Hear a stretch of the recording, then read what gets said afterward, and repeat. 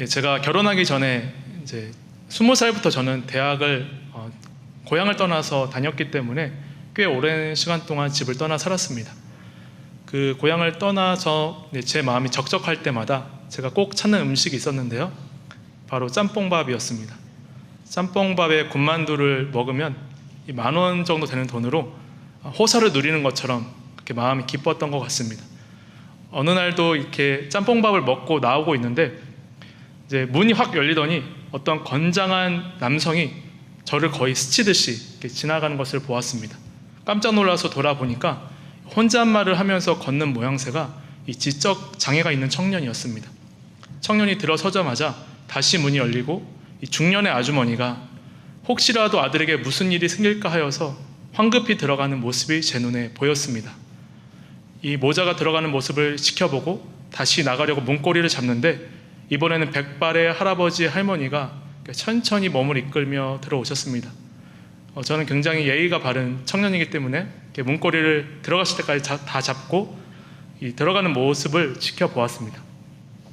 다 한 테이블에 둘러왔는데 한쪽에는 연로하신 백발의 할아버지 할머니, 또 한쪽에는 이 지적 장애가 있는 청년이 앉았습니다. 그 사이에서 이 중년의 아주머니는 자리에 앉지도 못한 채 그렇게 분주하게 가족을 챙기던 모습이 생각이 납니다.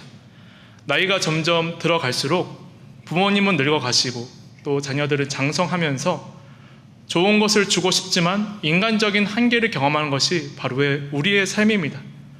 오늘 본문 속의 한 사람도 그러합니다. 아들의 오랜 고통 가운데 이 아버지는 해줄 수 있는 것이 없었습니다. 그리하여 그는 고통스러운 의심으로 오늘 예수를 마주하고 있습니다.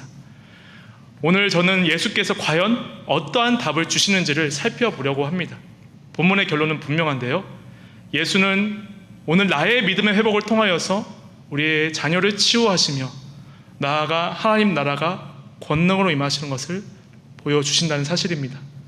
오늘 본문은 이 변화산 사건 직후에 기록되어 있습니다. 예수께서 변화산 사건에서 내려오시는데 웅성웅성하는 소리가 들리고 있습니다. 그래서 예수께서 물으십니다. 이 어찌 된 일이냐? 9장 16절의 말씀, 예수께서 물으시되 너희가 무엇을 그들과 변론하느냐? 지하들은 자신들의 실패를 감추고 싶은지 선뜻 대답하지 못하는데 17절에 보니까 무리 중에 하나가 소리를 높입니다. 바로 이 아이의 아버지입니다.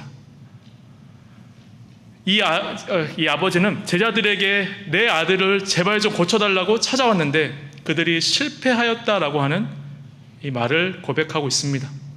그때 예수께서 외마디 탄식을 하시는데요. 이것이 바로 믿음이 없는 세대예요. 믿음이 없다라고 말씀하십니다. 사실 공생의 초기부터 예수께서 사람들에게 요구하신 참된 반응, 그것은 바로 믿음이었습니다. 마가복음 1장 15절의 말씀입니다. 때가 찼고 하나님의 나라가 가까이 왔으니 회개하고 복음을 믿으라. 예수님의 사역은 이제 갈릴리에서 십자가 죽음이 기다리고 있는 예루살렘으로 점점 나아가고 계신데 수많은 사람들이 예수를 따르는지는 모르겠지만 그들 가운데 정작 믿음이 없다는 것이 바로 예수님의 진단입니다. 계속해서 예수께서는 9장 21절에 이렇게 물으십니다. 예수께서 그 아버지에게 물으시되 언제부터 이렇게 되었느냐 하시니 이르되 어릴 때부터니이다. 예수님의 질문은 의도적으로 이 문제가 오래되었음을 드러냅니다.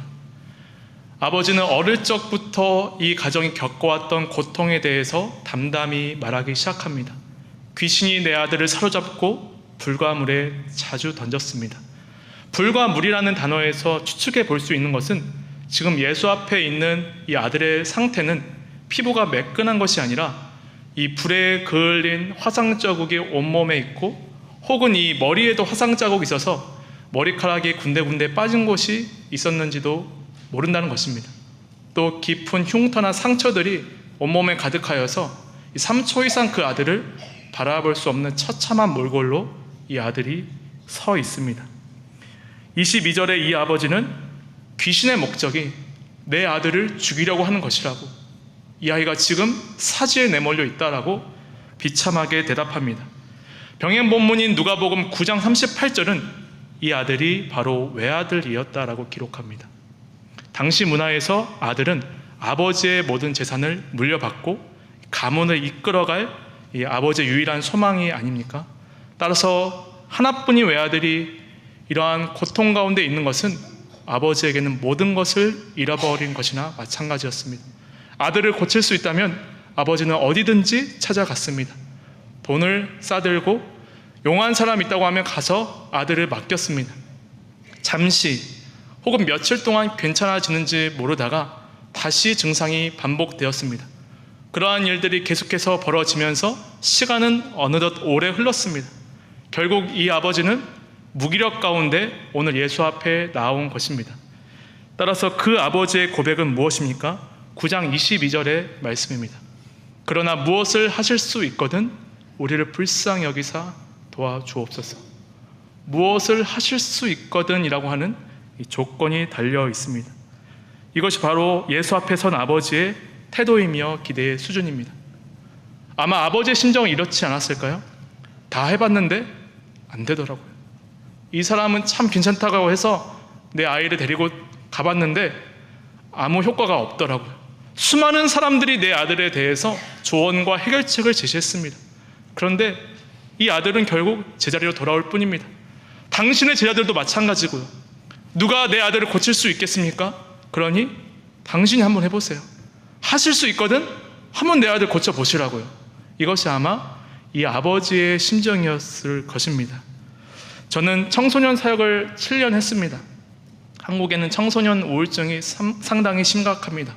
청소년 자살률이 전 세계에서 가장 많은 나라입니다. 제가 맡았던 아이들 중에서도 그러한 일들이 일어났습니다. 또 어떤 분은 교회 다니시지도 않으시는 분이 저를 찾아온 적도 있었습니다. 누군가의 소개로 저를 만나고 싶다고 해서 오신 그분은 저에게 명함을 내밀었습니다. 받아보니까 명문대를 졸업하시고 견실한 사업체를 운영하시는 사장님이셨습니다. 부족한 것이 없고 나름대로 자리 잡은 이 아버지는 한 가지 큰 문제가 있었는데 그것이 바로 고등학교에 막 입학한 아들이 우울증에 걸렸다는 것이었습니다. 아들의 우울증이 얼마나 심각했는지 내면의 울분과 분노를 견디지 못하고 아들의 온몸에는 자해의 상처들로 점점 쌓여갔습니다. 방문을 걸어 잠그고 들려오는 아들의 비명 소리에 아버지는 지옥 같은 하루하루를 보내고 계셨던 것 같습니다. 저에게 와서 한참 어리고 교회도 다니지 않는 그분이 우리 아들 어떻게 해야 좋겠냐고 하시면서 그만 무엇이 속에서 탁 걸리셨는지 왈칵 눈물을 쏟기 시작했습니다. 그 이후로도 저는 사실 이러한 가정들의 고통에 마주했습니다.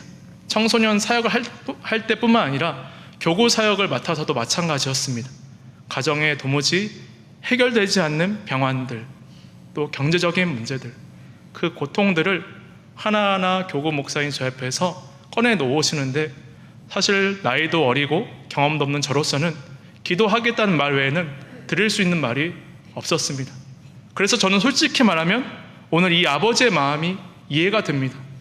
세상에 아무 소망 없고 예수의 제 아들도 해결할 수 없는 이 일 가운데 내게 무슨 힘이 있다는 것입니까? 당신이라고 뭐가 다르겠습니까? 당신이 무엇인가 할 수 있다면 해보십시오. 그러나 나는 기대하지 않습니다. 이것이 바로 예수 앞에 선 아버지의 심정인 것입니다. 과연 예수 그리스도는 누구이십니까? 오늘 이 질문이 바로 8장 후반부부터 시작해서 오늘 본문까지 이르는 핵심 주제입니다. 이 아버지는 예수에 대한 어떤 기대도 없지만 사실 8장 후반부부터는 예수님이 누구신가에 대해서 더욱더 분명하게 드러나기 시작합니다. 예수께서는 제자들에게 물으십니다. 사람들이 나를 누구라 하느냐? 또 제자들에게 너희는 나를 누구라 하느냐? 다시 말해 종합하면 예수가 누구신가라는 이 질문을 처음으로 제자들에게 물으시고 계시는 것입니다. 그때 베드로가 손을 번쩍 들고 대답합니다. 주는 그리스도 신이이다. 이 베드로의 고백을 들으신 예수께서는 드디어 당신께서 십자가에서 죽으실 것을 처음으로 예고하십니다. 베드로의 믿음을 보셨기 때문일까요? 아니면 때가 무르익었다고 생각하셨기 때문이셨을까요? 예수께서 그 죽음을 예고하신 직후에 벌어지는 9장 초반부의 사건이 바로 변화산 사건입니다. 변화산 사건은 예수께서 죽으신 후에 받으실 부활의 영광의 예고편입니다. 예수께서는 3명의 제자를 데리고 그 변화산에 오르십니다. 구약의 율법에서 2명 혹은 3명의 증언은 법적인 효력이 있습니다. 다시 말해 예수께서 3명의 증인을 데리고 올라가셨다는 것은 지금 이 변화산에서 일어날 일이 확실히 이루어질 미래라는 것을 보여주고 계신 것입니다. 그 산 위에서 어떠한 음성이 들려옵니까? 바로 하나님의 음성이 이렇게 들려옵니다. 이는 내 사랑하는 아들이니. 그런데 이 하나님의 음성은요, 사실 시편 2편 7절의 말씀의 인용입니다. 시편 2편은 메시아 시편으로 잘 알려져 있었습니다. 너는 내 아들이라 오늘 내가 너를 낳았도다. 당시의 유대인들에게는 너는 내 아들이라 하는 이 표현이 곧 오실 예수 그리스도를 가리키는 표현으로 이해했습니다. 다시 말해서 하늘에서 이는 내 사랑하는 아들이라 하는 음성이 들려오는 것은 곧 예수께서 너희를 구원할 그리스도로 오셨다는 하나님의 인정인 셈입니다. 우리가 이 장면을 연속해서 생각해 보면 산 아래에서 지금 베드로가 주는 그리스도시이다라는 고백을 하고 이에 화답하듯 하늘에서는 이는 내 사랑하는 아들이다 하는 아버지의 음성이 화답하듯이 들려오고 있는 장면이 이어지고 있는 것입니다. 사실 이 사랑하는 아들이라 하는 표현은 마가복음에 처음 사용된 것이 아닙니다. 마가복음 1장 11절의 말씀입니다. 하늘로부터 소리가 나기를 너는 내 사랑하는 아들이라. 이 표현은 예수의 침례 시에도 사용되었습니다. 성육신 하신 예수께서 아무 죄가 없으심에도 침례를 받으신 것은 바로 모든 믿는 자들을 대속하시는 그분의 사역을 보여주시는 것이었습니다. 또한 너는 내 사랑하는 아들이라는 동일한 음성은 예수께서 십자가에서 죽으시고 부활하시는 죽기까지 복종하심의 사건이 드러난 바로 그 장면에서 다시 울려 퍼집니다. 그러므로 우리는 이 두 가지 음성을 통해서 하나님 아버지의 심정을 조금 알 수 있을지도 모르겠습니다. 바로 아들이 자신을 낮추고 십자가의 죽음에 복종할 때에 그 아버지의 음성, 너는 내 사랑하는 아들이다. 저는 이 장면을 우리의 평소 생활 가운데서도 종종 직면합니다. 가장 제가 먼저 떠오르는 장면은 바로 군대에 간 아들이 보낸 옷을 보면서 안쓰럽게 쳐다보다가 그만 눈물을 흘리는 어머니의 모습입니다. 먼저 떠나보낸 자녀가 남기고 간 그 물건들을 지그시 쳐다보다가 그만 눈물 쏟아버리고 마는 아버지의 모습입니다. 온 국민이 2002년 월드컵에 축제 기뻐할 때에 서해상에서는 제2연평해전이 있었습니다. 그날 북한군과 응전하다가 이 총을 쏘는 방아쇠를 놓지 못한 채 온몸 여기저기가 떨어져 나간 채로 돌아온 아들의 시신을 끌어안으며 한 아버지는 이렇게 말했습니다. 장하다 내 아들아, 내 아들아 장하다 하면서 아버지는 온전하지 못한 아들의 시신을 끌어안고 끝내 통곡하고 말았습니다. 이것이 바로 아버지의 심정입니다. 오늘 하늘에서 이는 내 사랑하는 아들이라 하는 아버지의 음성은 자신의 아들이 바로 백성을 위해 생명을 내어주시는 그 십자가의 사건을 바라보시면서 내 아들아, 내가 너를 사랑한다. 장하다 내 아들아, 내가 너를 사랑한다는 아버지의 심정이 메아리 치고 있는 것입니다. 이 산 위에서의 아버지의 그 애끓는 마음, 아들을 향한 충만한 사랑과 동시에 가슴 아픈 아버지의 음성이 울려 퍼진 직후에 산 아래에서는 어떠한 일이 벌어지고 있습니까? 산 위의 아버지와는 대조되는 산 아래의 아버지는 오늘 고통스러운 의심에 빠져 있는 것이 아닙니까? 무엇을 하실 수 있거든 무엇이든지 해보시라니까요. 절대 바뀌지 않는다니까요. 이 아버지는 이렇게 고통스럽게 말하고 있는 것이 아닙니까? 그는 지금 예수가 누구이신지를 전혀 모르고 있는 것입니다. 예수가 이 아들을 위해서 어떠한 일을 행하실지를 그는 전혀 기대하지 못하고 있는 것입니다. 따라서 예수께서는 이렇게 말씀하십니다. 9장 23절의 말씀. 할 수 있거든이 무슨 말이냐? 믿는 자에게는 능히 하지 못할 일이 없느니라. 할 수 있거든이 무슨 말이냐? 이것은 의문 혹은 탄식으로 우리가 이해할 수 있습니다. 할 수 있거든 하는 의문 혹은 할 수 있거든 하는 깊은 탄식으로 우리가 어느 쪽으로 이해하든지 결국 이 아버지의 태도는 오늘 예수에게 합당하지 않다는 것을 그분은 말씀하고 계십니다. 또한 믿는 자라고 하는 단어는요, 단수로 사용되었습니다. 따라서 저는 할 수 있거든이 무슨 말이냐? 믿는 자에게는 능히 하지 못할 일이 없느니라는 이 말씀을 이렇게 해석할 수 있다라고 생각합니다. 왜 너 내 아들이 도무지 안 된다고 그토록 울부짖느냐? 너 왜 그렇게 아들을 사랑한다 말하면서도 오늘 아들의 회복을 기대하지 못하고 있느냐? 한 사람의 믿는 자에게 모든 것이 가능하다. 오늘 내가 그 믿는 한 사람이 되어라. 오늘 내가 믿는다면 너의 아들은 반드시 나을 것이다. 오늘 예수께서는 한 사람의 믿는 자가 되라고 이 아버지에게 부드럽지만 분명하게 말씀하고 계십니다. 비로소 아버지는 진짜 문제를 깨닫습니다. 곧 예수님의 말씀을 들은 직후에 곰곰이 생각하지 않습니다. 즉각적으로 반응합니다. 이 아버지는 진짜 문제가 무엇인지를 깨달은 것 같습니다. 따라서 24절에 이렇게 말하기 시작합니다. 곧 그 아이의 아버지가 소리를 질러 이르되 내가 믿나이다 나의 믿음 없는 것을 도와주소서. 내가 믿나이다 나의 믿음 없는 것을 도와주소서. 22절을 보면요, 24절과 대조되는 모습이 나타납니다. 그곳에서 이 아버지는 우리를 도와달라고 말했습니다.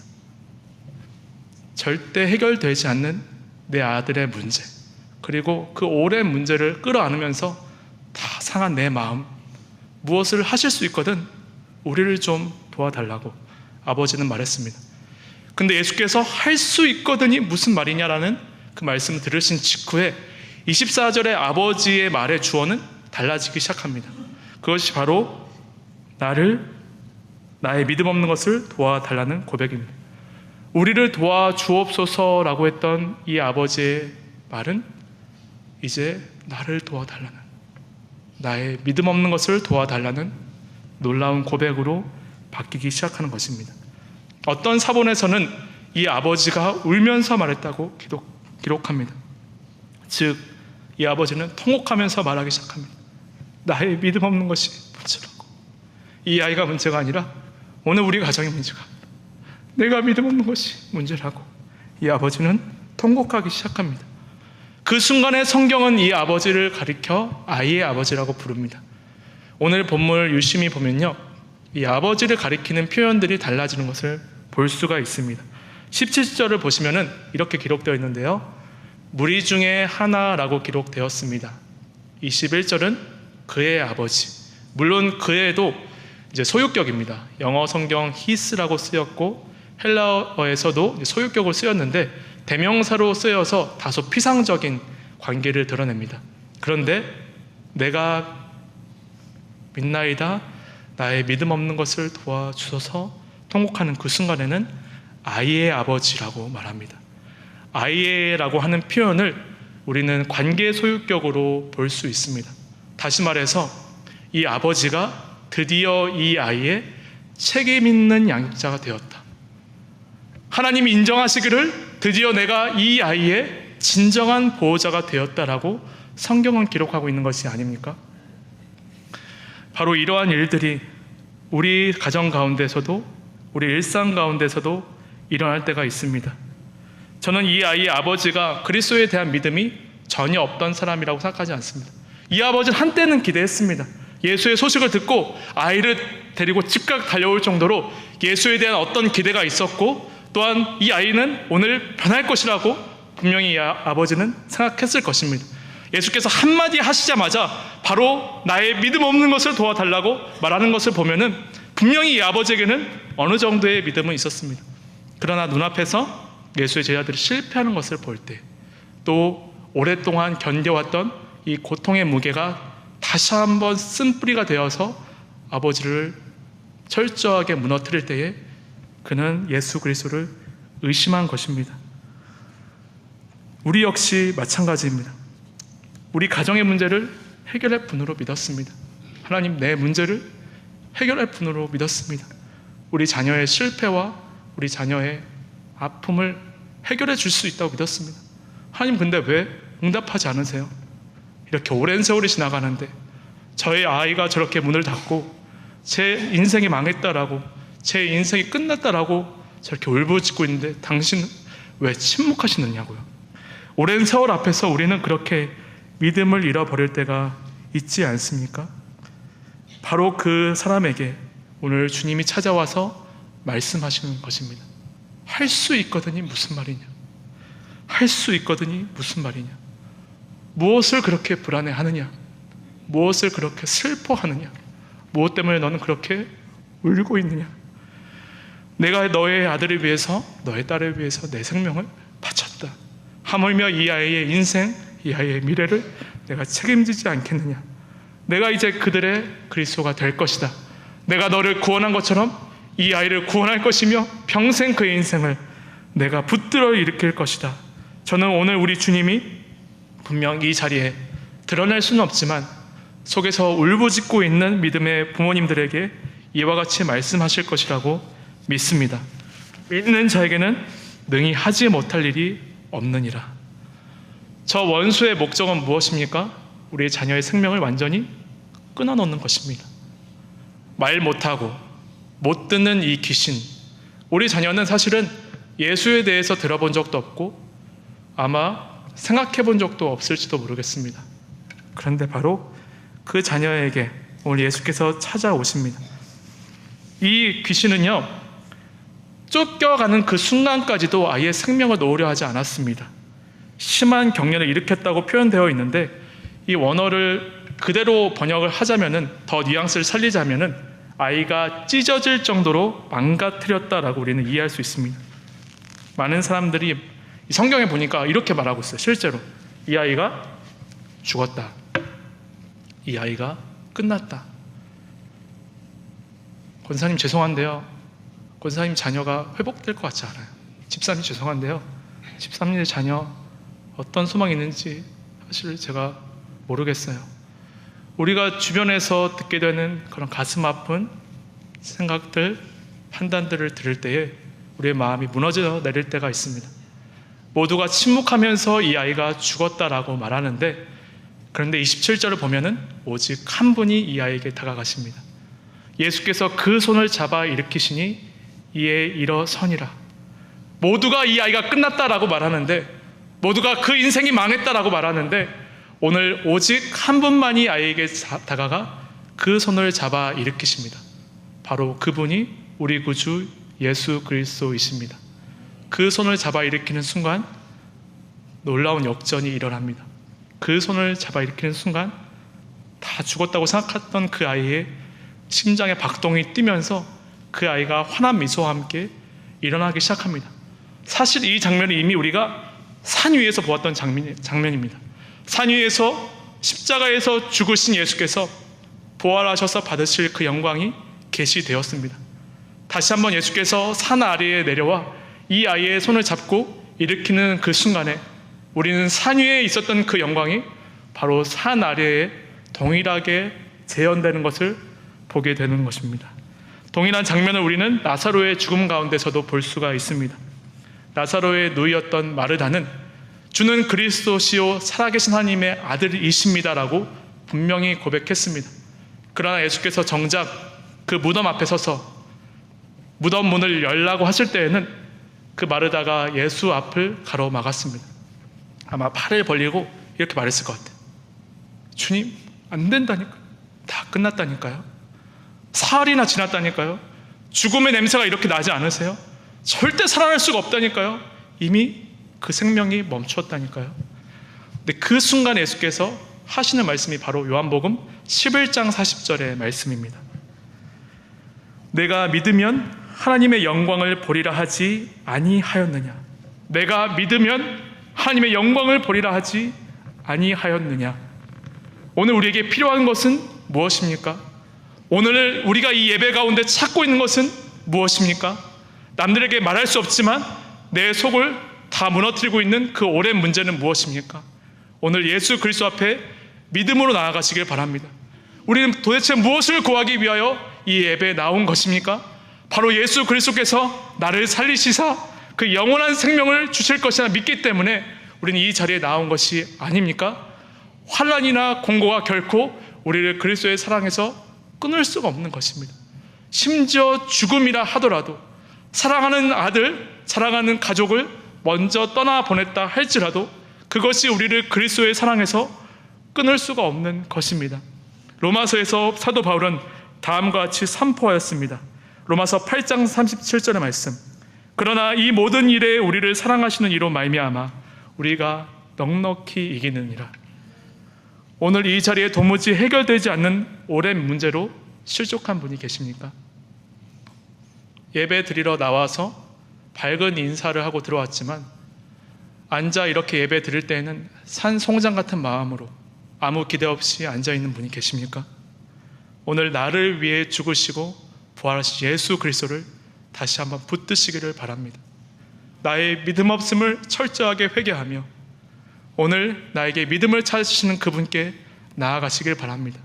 나의 모든 죄는 그분의 십자가에서 이미 사함을 받았습니다.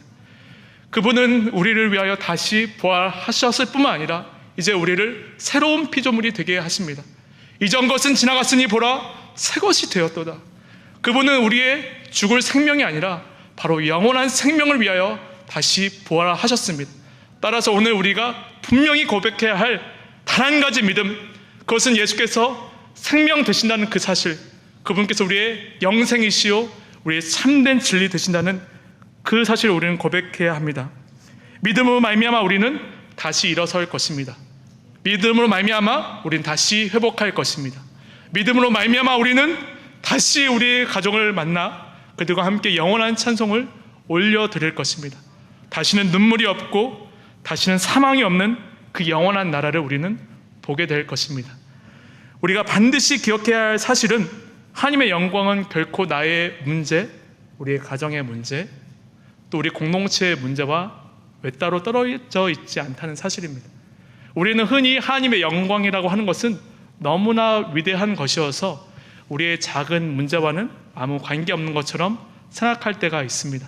그러나 오늘 본문이 우리에게 분명히 보여주고 있는 것은 이 한 가정의 회복, 이 한 가정의 자녀가 살아날 때에 하나님 나라가 권능으로 임하는 것이 나타나기 시작했다는 것입니다.